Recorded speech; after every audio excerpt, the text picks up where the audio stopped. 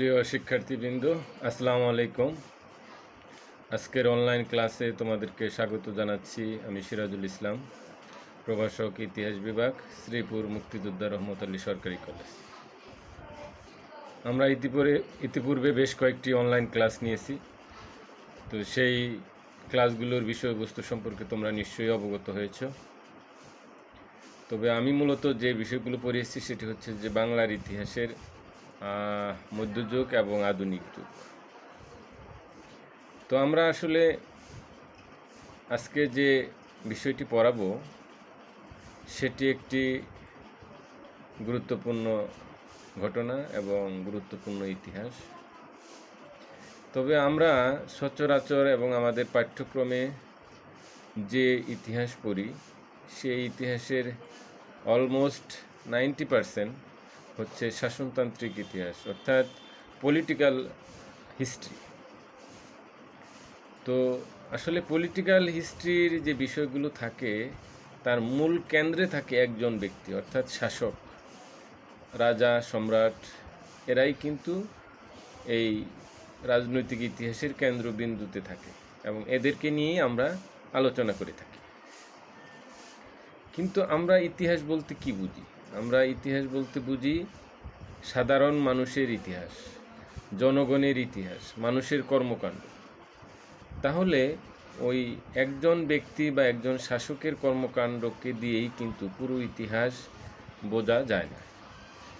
কারণ ওই সময়ের তৎকালীন জনগণের জীবন, আচরণ, সংস্কৃতি এগুলো কিন্তু ইতিহাসের একটা গুরুত্বপূর্ণ বিষয়।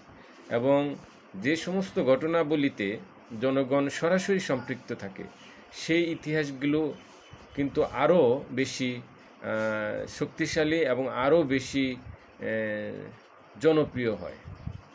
কিন্তু আমরা এই ইতিহাস বইয়ে যে বিষয়ের ইতিহাসগুলো পড়ি সেগুলো ম্যাক্সিমামই হচ্ছে রাজনৈতিক এবং শাসনতান্ত্রিক ইতিহাস। আর আমরা যদি একটু পিছনে তাকাই তাহলে দেখি যে এই রাজনৈতিক শাসনতান্ত্রিক ইতিহাসের সাথে বা রাজা বা সম্রাটের কার্যক্রমের সাথে সাধারণ জনগণের কিন্তু ওইরকম সম্পৃক্ততা পাওয়া যায় না। কারণ রাজা কে আসলো, কে গেল, এইগুলো নিয়ে কিন্তু জনগণের মাথা ব্যথা নেই। কারণ তাদের জীবন জীবিকা, তাদের সংস্কৃতি তাদের কাছে মুখ্য। তো আজকে আমি যে বিষয়টি আলোচনা করব সেটি কিন্তু একটি ভিন্ন মাত্রা যোগ করবে ইতিহাসের ক্ষেত্রে। দিন যাচ্ছে, ইতিহাস নতুন নতুনভাবে আবিষ্কৃত হচ্ছে, বিভিন্নভাবে ইতিহাস প্রকাশিত হচ্ছে। সেই বিষয়গুলো কিন্তু আমাদের সামনে ডে বাই ডে সেগুলো পরিষ্কার হচ্ছে। আমরা বিভিন্ন ধরনের বিদ্রোহের কথা জানি। সাঁওতাল বিদ্রোহ, কৃষক বিদ্রোহ, চাকমা বিদ্রোহ। তো সেই রকম একটি বিদ্রোহ ছিল কিন্তু ফকির সন্ন্যাসী বিদ্রোহ। তো এই ফকির সন্ন্যাসী বিদ্রোহে কিন্তু সাধারণ জনগণের সম্পৃক্ততা ছিল এবং জনগণকে সাথে নিয়ে এই ফকির সন্ন্যাসীরা কিন্তু তৎকালীন শাসকের বিরুদ্ধে রুখে দাঁড়িয়েছিল। তো তদ্রূপ এই যে সাধারণ জনগণ, এদের যে গুরুত্বপূর্ণ ইভেন্টগুলো সেগুলো কিন্তু ইতিহাসের একটা গুরুত্বপূর্ণ বিষয়। আমরা ইদানিং আরও লক্ষ্য করছি যে মহিলাদের ক্ষমতায়নের যে ইতিহাস সেই ইতিহাস কিন্তু এখন নতুনভাবে উন্মোচিত হচ্ছে। এভাবে দিন দিন এই ইতিহাস কিন্তু নতুনভাবে আমাদের সামনে উপস্থাপিত হচ্ছে। তো আজকের যে বিষয় সেটি হচ্ছে যে ফকির সন্ন্যাসী বিদ্রোহ। তবে এই ফকির সন্ন্যাসী বিদ্রোহ আসলে এটা বিদ্রোহ না এটা বিপ্লব না আন্দোলন, সেই বিষয়ে কিন্তু ঐতিহাসিকদের মধ্যে একটা মতদ্বৈততা রয়েছে। কারণ যে সমস্ত শাসক বা যে সমস্ত লোক এই ইংরেজ শাসকদেরকে সমর্থন করেছে তারা কিন্তু এই বিদ্রোহকে তারা সন্ত্রাসী কর্মকাণ্ড হিসাবে, অর্থাৎ ডাকাতি, লুটতরাজকারী একটি গোষ্ঠী হিসাবে তারা চিহ্নিত করেছে। পক্ষান্তরে যারা ইংরেজ শাসনের বিরুদ্ধে ছিল, যারা দেশকে ভালোবাসত, দেশের জনগণকে যারা আপন করে নিতে চেয়েছিল, তারা কিন্তু এই ফকির সন্ন্যাসী বিদ্রোহকে মোট কথায় এটা দেশপ্রেমিক আন্দোলন বা বিপ্লব যেটাই বলি না কেন, এই এইভাবে তারা সেই বিষয়টাকে নিজেরা প্রকাশ করার চেষ্টা করেছে। তো এই বিষয়ে আমরা যদি একটা সুস্পষ্ট ধারণা পেতে চাই, তাহলে কিন্তু বিপ্লব, বিদ্রোহ এবং আন্দোলন, এই তিনটি বিষয় আসলে কি, ইতিহাসের ছাত্র হিসাবে আমাদেরকে সেই বিষয়টি পরিষ্কার হতে হবে। তো সেই জন্য আমি এই ফকির সন্ন্যাসী বিদ্রোহ আলোচনা করার পূর্বে এই বিপ্লব, বিদ্রোহ এবং আন্দোলন কাকে বলে এবং এইগুলো বলতে আমরা কি বুঝি সেই বিষয়টি পরিষ্কার করার চেষ্টা করব। তারপরে আমরা এই ফকির সন্ন্যাসী বিদ্রোহের বিভিন্ন যে পর্যায় রয়েছে, যে প্রকৃতি বা বৈশিষ্ট্য রয়েছে, এবং কেন এই ফকির সন্ন্যাসী বিদ্রোহ ব্যর্থ হলো, এর ব্যাপকতা কেমন ছিল, সেই বিষয়গুলো আমরা বিস্তারিত তুলে ধরব। তো আমরা এখন দেখব যে ফকির সন্ন্যাসী বিদ্রোহ কি এবং ফকির সন্ন্যাসী বিদ্রোহ বলতে আমরা কি বুঝি সেই বিষয়গুলো। তবে তার আগে আমি বলেছিলাম যে এই বিপ্লব, আন্দোলন এবং বিদ্রোহ কাকে বলে সেই সম্পর্কে আমরা একটা সুস্পষ্ট ধারণা নেওয়ার চেষ্টা করব। তোমরা স্ক্রিনে যে ছবিটি দেখছো সেটি হচ্ছে ওই সময়ে ফকির বিদ্রোহ বা ফকির সন্ন্যাসী আন্দোলনের একটি চিত্র, যারা দেখা যায় যে সশস্ত্র অবস্থায় আছে এবং ঘোড়ার পিঠে উঠে তারা বিভিন্ন জায়গায় ভ্রমণ করত এবং বিভিন্ন এলাকা থেকে তারা তাদের সাহায্য বা আর্থিক সাহায্য এগুলো গ্রহণ করত।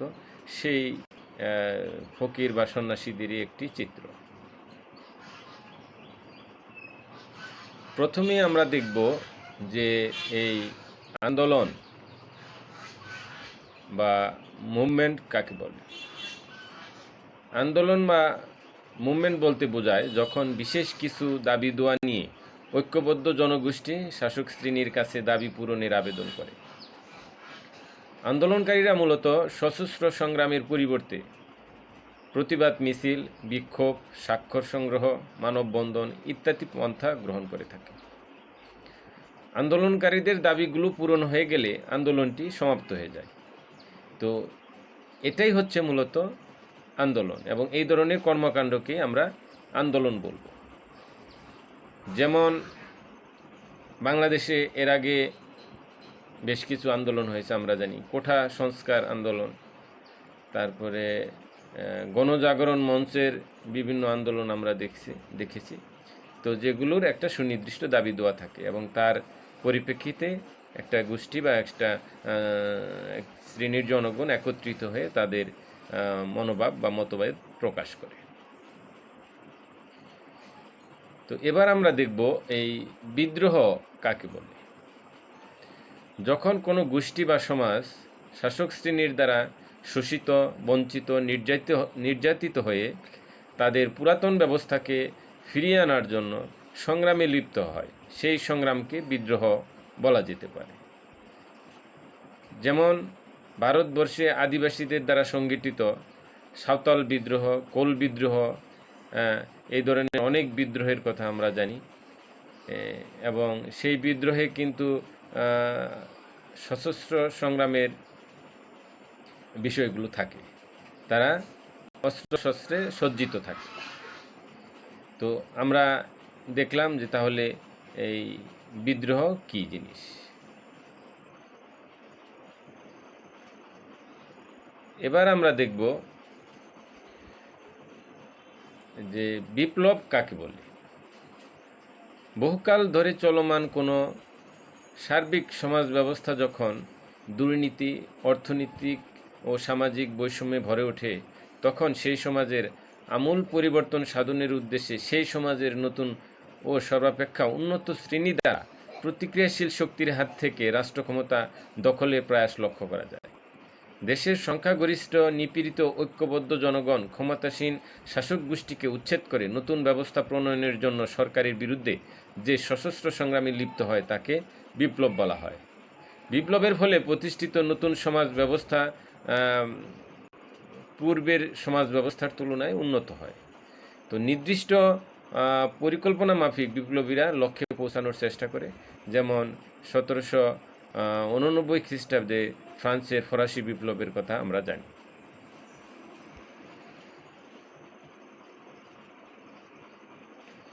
তো এবার আমরা দেখব যে এই যে ভারতবর্ষে ইংরেজ শাসন আমলের শুরুতে যে প্রতিক্রিয়া বা প্রতিবাদী বিক্ষোভ বা আন্দোলন শুরু হয়েছিল, সেটি কি এবং কিভাবে হয়েছিল। ইংরেজ ইস্ট ইন্ডিয়া কোম্পানির শাসন ও শোষণের বিরুদ্ধে বাংলায় সর্বপ্রথম সংগঠিত প্রতিরোধ আন্দোলনই ছিল সন্ন্যাসী বা ফকির বিদ্রোহ। কৃষিজীবী হিন্দু সন্ন্যাসী ও মুসলমান ফকিরদের নেতৃত্বে দীর্ঘদিন অর্থাৎ প্রায় 40 বছর ধরে 1760 খ্রিস্টাব্দ থেকে 1800 খ্রিস্টাব্দ ধরে এই বিদ্রোহ চলে আসছিল। সন্ন্যাসী বিদ্রোহ বলতে মূলত 18 শতকের শেষের দিকে ভারতবর্ষের বাংলাতে সন্ন্যাসী ও ফকির বা মুসলিম হিন্দু তাপসদের তৎকালীন ব্রিটিশ শাসন বিরোধী আন্দোলনকে বোঝানো হয়ে থাকে। ঐতিহাসিক এই আন্দোলন ফকির সন্ন্যাসী বিদ্রোহ নামেও পরিচিত। তবে ইতিহাসবিদগণ এই বিদ্রোহটির পটভূমি নিয়ে শুধু দ্বিধা বিভক্তই নয়, বরং ভারতবর্ষের ইতিহাসে এর গুরুত্ব নিয়ে তাদের মধ্যে কিছুটা মতদ্বৈততা লক্ষণীয়। কেউ কেউ একে বিদেশি শাসনের বিরুদ্ধে ভারতবর্ষের স্বাধীনতা আন্দোলনের প্রথম সূত্রপাত বা পদক্ষেপ হিসাবে আখ্যায়িত করে।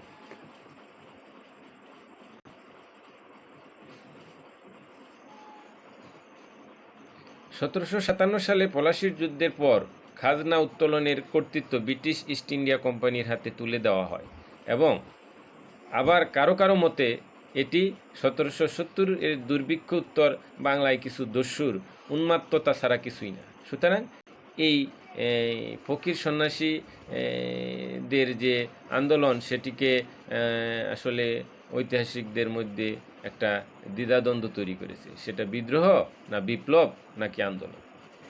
তো আমরা এরপর দেখব যে এই ফকির সন্ন্যাসী বিদ্রোহের কারণ কি ছিল, কেন এই ফকির সন্ন্যাসীরা হঠাৎ করে এত উগ্র হয়ে গেল, কেন তারা সশস্ত্রভাবে এই ইংরেজদের উপর ঝাঁপিয়ে পড়ল, বিভিন্ন কুঠির লুণ্ঠন করল এবং হত্যা পর্যন্ত তারা বিভিন্ন ইংরেজ লোকদেরকে কিন্তু তারা হত্যা পর্যন্ত করেছে। সেটা কেন হয়েছিল? প্রথমত আমরা যদি দেখি যে ইস্ট ইন্ডিয়া কোম্পানি ক্ষমতা গ্রহণ করার পর তারা কিন্তু অর্থনৈতিক দিক দিয়ে তাদের আধিপত্য প্রতিষ্ঠিত হয়। তো সেই জন্য তারা এই রাজস্ব আদায় করতে গিয়ে এই কৃষিজীবী সন্ন্যাসী ফকিরদের ক্ষুব্ধ করে তোলে। এরপর আমরা দেখি দ্বিতীয়ত যে তীর্থকর, বিভিন্ন তীর্থক্ষেত্রে যাওয়ার জন্য সরকার থেকে সন্ন্যাসী ও ফকিরদের উপর তীর্থকর আদায় করা শুরু হলে সন্ন্যাসী ও ফকিররা ভীষণভাবে ক্ষুব্ধ হয়ে পড়ে। এরপর আমরা দেখি কর্মচারীদের মানে কোম্পানির কর্মচারীদের দ্বারা জুলুম নির্যাতন। ফকির সন্ন্যাসীদের মধ্যে অনেকে রেশম ব্যবস্থার সাথে যুক্ত ছিল। কোম্পানির কর্মচারীরা তাদের এই ব্যবস্থায় নতুনভাবে এই ফকির সন্ন্যাসীদের উপর জুলুম এবং অত্যাচার শুরু করে।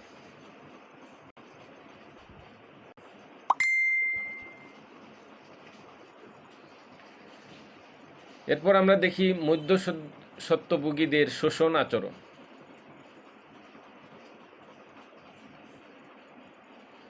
কোম্পানির কর্মচারীরা ছাড়াও ইজারাদার, পত্তনিদার প্রভৃতি মধ্যস্বত্বভোগীদের শোষণ ও অত্যাচার সন্ন্যাসী ফকির বিদ্রোহের অন্যতম কারণ ছিল। এরপর আমরা দেখি বিভিন্ন ধরনের নিষেধাজ্ঞা আরোপ করা হয় এই ফকির সন্ন্যাসীদের উপর। যেমন ফকিরদের নিয়ন্ত্রণের উদ্দেশ্যে কোম্পানি তাদের দরগায় যাওয়ার উপর নিষেধাজ্ঞা জারি করলে ফকিররা আরও ক্ষিপ্ত হয়ে ওঠে। সর্বোপরি দেখা যায় যে ৭৬-এর মনান্তরের সময় অর্থাৎ ১৭৭০ খ্রিস্টাব্দে বহু মানুষের মৃত্যু হলেও সরকার দুর্ভিক্ষ পীড়িত মানুষের পাশে না দাঁড়িয়ে কৃষকদের উপর রাজস্ব আদায়ের চাপ বৃদ্ধি করে। ফলে এই সন্ন্যাসী এবং ফকিরদের সাথে সাথে এই অঞ্চলের জনগণও এই ফকিরদের সাথে একাত্মতা ঘোষণা করে এবং তাদের প্রতি সমর্থন জানায়। এবার আমরা দেখব যে এই ফকির সন্ন্যাসী বিদ্রোহের প্রধান নেতৃবৃন্দ কে ছিল, কাদের মাধ্যমে এই ফকির সন্ন্যাসী বিদ্রোহ আন্দোলন পরিচালিত হয়েছিল। ফকির সন্ন্যাসী বিদ্রোহের অন্যতম এবং প্রধান সংগঠক ও নেতা ছিলেন মাদারিয়া তরিকার সুফি সাধক মজনু শাহ। 18 শতকের মাঝামাঝি সময়ে তিনি বিহার ভিত্তিক মাদারিয়া সুফি তরিকার নেতা হিসাবে শাহ সুলতান হাসান সুরিয়া বুরহানার স্থলাভিষিক্ত হন। বিদ্রোহের নেতৃত্বদানে তার খলিফা ছিলেন সুফি সাধক মুসা শাহ, চেরাগ আলী শাহ, পরাগল শাহ, সুবহান শাহ, করিম শাহ প্রমুখ। এছাড়াও ফকির সন্ন্যাসী বিদ্রোহে সম্পৃক্ত জনৈক ভোজপুরি ব্রাহ্মণ ভবানী পাঠক তখন মজনু শাহর সঙ্গে যোগাযোগ রক্ষা করতেন। এরপরে আমরা দেখি জমিদার দেবী চৌধুরী রানীর সঙ্গেও তার যোগাযোগ ছিল। তিনি বিদ্রোহী সন্ন্যাসীদের নেতৃত্ব দেন বলেও ধারণা করা হয়।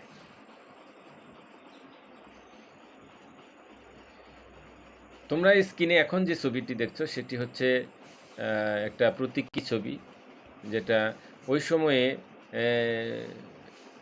এই ফকির সন্ন্যাসীরা বিভিন্ন ধরনের যখন বাধার মুখে সম্মুখীন হতো তখন তারা প্রায় এমনও দেখা গেছে যে প্রায় 40 থেকে 50 হাজার ফকির সন্ন্যাসী কিন্তু এক জায়গায় তারা একত্রিত হয়ে সেই শত্রু বা সেই ইংরেজ শাসনের বিরুদ্ধে তারা কিন্তু রুখে দাঁড়িয়ে ছিল। এবার আমরা দেখব যে এই ফকির সন্ন্যাসী আন্দোলনের প্রধান লক্ষ্যবস্তু কারা ছিল এবং কি ছিল।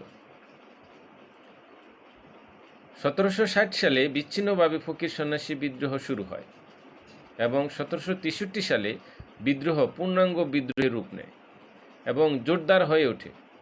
বিদ্রোহীদের আক্রমণের প্রধান লক্ষ্যবস্তু ছিল কোম্পানির কুটির, ইংরেজ শাসকের অনুগত জমিদারদের কাচারি এবং জমিদারি আমলাদের আবাসস্থল। বিদ্রোহীরা যুদ্ধে তরবারি, বর্ষা, বল্লম, বন্দুক, অগ্নি নিক্ষেপ, ঘূর্ণায়মান কামান ইত্যাদি ব্যবহার করত। তো এই পর্যায়ে আমরা দেখব যে এই ফকির সন্ন্যাসী বিদ্রোহের ব্যাপকতা কোন কোন অঞ্চলে ছড়িয়ে পড়েছিল এবং জনপ্রিয়তা লাভ করেছিল। 1767 সালের দিকে রংপুর, রাজশাহী, কুচবিহার, জলপাইগুড়ি ও কুমিল্লা জেলায় বিদ্রোহীদের আক্রমণ তীব্র হয়ে ওঠে। এছাড়া উত্তরবঙ্গে বিদ্রোহীদের তৎপরতা প্রতিহত করার জন্য 1767 সালে ক্যাপ্টেন ডি ম্যাকেঞ্জির অধীনে রংপুরে ইংরেজ বাহিনী প্রেরিত হয়। এই সময় মালদহের ইংরেজ রেসিডেন্ট বারোয়েল কর্তৃক মার্টেলের নেতৃত্বে প্রেরিত একটি ইংরেজ বাহিনী বিদ্রোহীদের নিকট পরাজিত হয় এবং সেনাপতি মার্টল নিহত হন। ম্যাকেঞ্জির বাহিনীর আগমনের সংবাদ পেয়ে বিদ্রোহীরা নেপালের দিকে পশ্চাৎ অপসরণ করে এবং 1768 থেকে 1770 সালে প্রধানত সরণ অর্থাৎ বিহার, বেনারস, পূর্ণিয়া, রংপুর, দিনাজপুর, রাজশাহী, কুমিল্লা, চট্টগ্রাম জেলায় ফকির সন্ন্যাসীর আক্রমণ চরমভাবে লক্ষ্য করা যায়।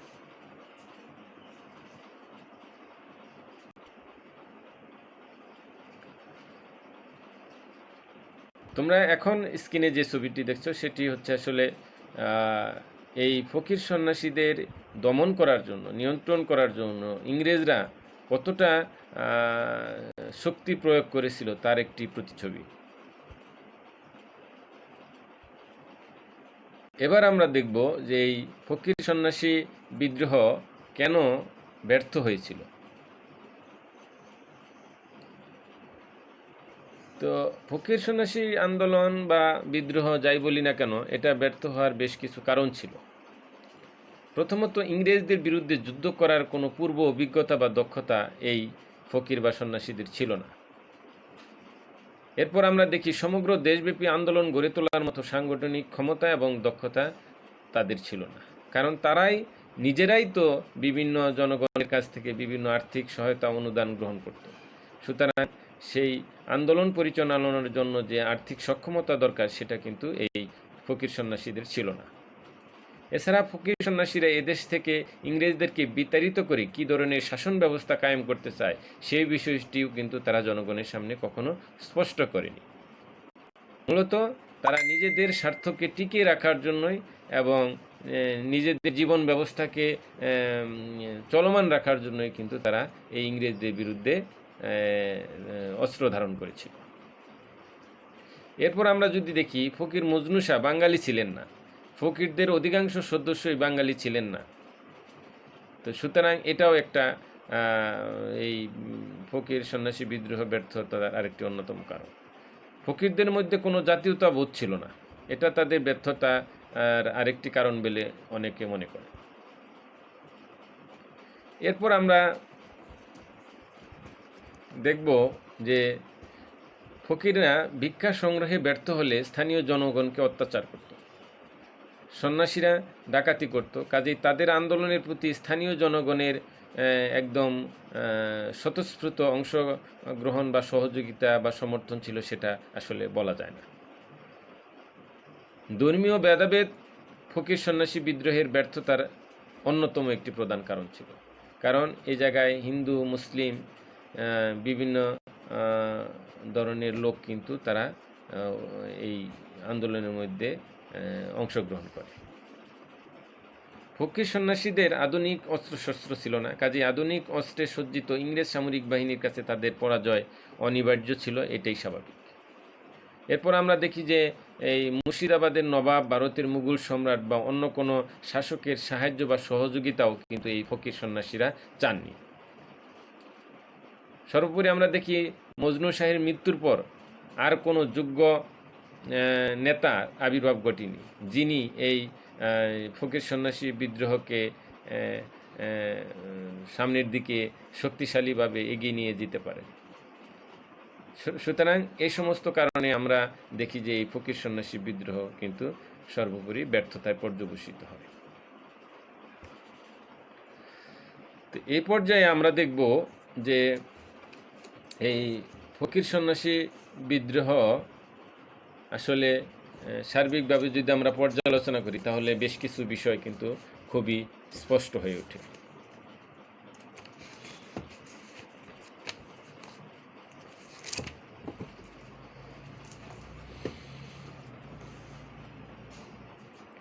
ফকির সন্ন্যাসী বিদ্রোহকে সামগ্রিকভাবে পর্যালোচনা করলে দেখা যায় যে ফকির সন্ন্যাসীরা কখনো এককভাবে, কখনো যৌথভাবে অথবা কখনো উভয় দলই কোনো উল্লেখযোগ্য নেতা ছাড়াই বিদ্রোহ পরিচালনা করেছে।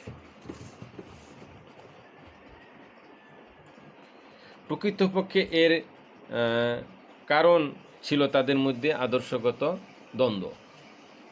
ফকির সন্ন্যাসী বিদ্রোহের প্রকৃতি নিয়ে যথেষ্ট মতানৈক্য রয়েছে, এরা আমরা আগেই বলেছি।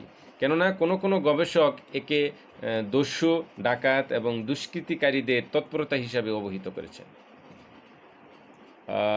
আবার কোনো কোনো লেখক গবেষক এই বিদ্রোহকে এদেশের স্বাধীনতা সংগ্রামের অগ্রদূত বলে আখ্যায়িত করেছেন।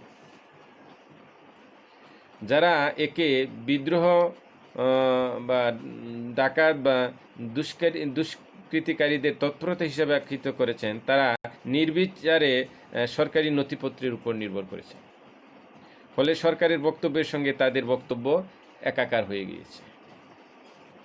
অন্যদিকে যারা ফকির সন্ন্যাসী বিদ্রোহকে স্বাধীনতা সংগ্রামের অগ্রণী ভূমিকায় প্রতিষ্ঠা করতে চান তারা কোম্পানির দলিলপত্র উল্লেখিত ডাকাত বা দুষ্কৃতী ইত্যাদি শব্দের সম্পূর্ণ ভিন্ন ব্যাখ্যা করেছেন। দলিলপত্রে উল্লেখিত ভিন্ন শব্দের সঠিক অর্থের জন্য স্বনির্বাচিত শব্দ গ্রহণ করেছেন এবং গবেষকদেরকে দলিল উল্টানোর পরামর্শ দিচ্ছেন, যা খুবই বিপজ্জনক। প্রকৃতপক্ষে ফকির সন্ন্যাসী তাদের পেশাগত স্বার্থ ও আর্থসামাজিক সুবিধা সংরক্ষণের জন্যই সশস্ত্র সংগ্রামে অবতীর্ণ হয়েছিলেন, সে কথা আমরা বলতে পারি। দেশ রক্ষা বা জাতীয়তাবাদ তাদের লক্ষ্য ছিল না।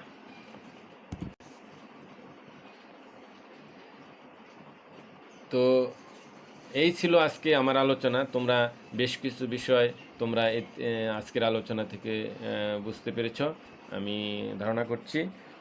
আমরা তাহলে আলোচনা করলাম কি, যে এই বিদ্রোহ কাকে বলে, আন্দোলন কাকে বলে এবং বিপ্লব কাকে বলে, সেই বিষয়টি আমরা আলোচনা করেছি। এরপর আমরা আলোচনা করলাম যে এই ফকির সন্ন্যাসী বিদ্রোহ আসলে কী ছিল এবং এদের লক্ষ্যবস্তু কী ছিল, কোন কোন অঞ্চলে এই ফকির বিদ্রোহ আন্দোলন ছড়িয়ে পড়েছিল, পাশাপাশি কেন এই আন্দোলন ব্যর্থ হয়। তো সর্বোপরি এই অধ্যায় থেকে বেশ কিছু প্রশ্ন বিভিন্ন সময় পরীক্ষায় থাকে। তার মধ্যে একটি অন্যতম প্রশ্ন, ছোট প্রশ্ন হচ্ছে যে ফকির সন্ন্যাসী বিদ্রোহ বলতে কী বুঝো। আরেকটি রচনামূলক প্রশ্ন আসতে পারে যে মজনু শাহের অবদান উল্লেখপূর্বক ফকির সন্ন্যাসী বিদ্রোহের প্রকৃতি বিশ্লেষণ করো বা পর্যালোচনা করো, এরকম একটি প্রশ্ন থাকতে। আশা করি তোমরা বাড়িতে বসে এই প্রশ্নগুলো সমাধান করার চেষ্টা করবে। তো আজকের আলোচনায় সকলকে ধন্যবাদ এবং শুভেচ্ছা জানিয়ে শেষ করছি। তোমরা সুস্থ থাকো, সুন্দর থাকো, এই প্রত্যাশা করছি। আল্লাহ হাফিজ।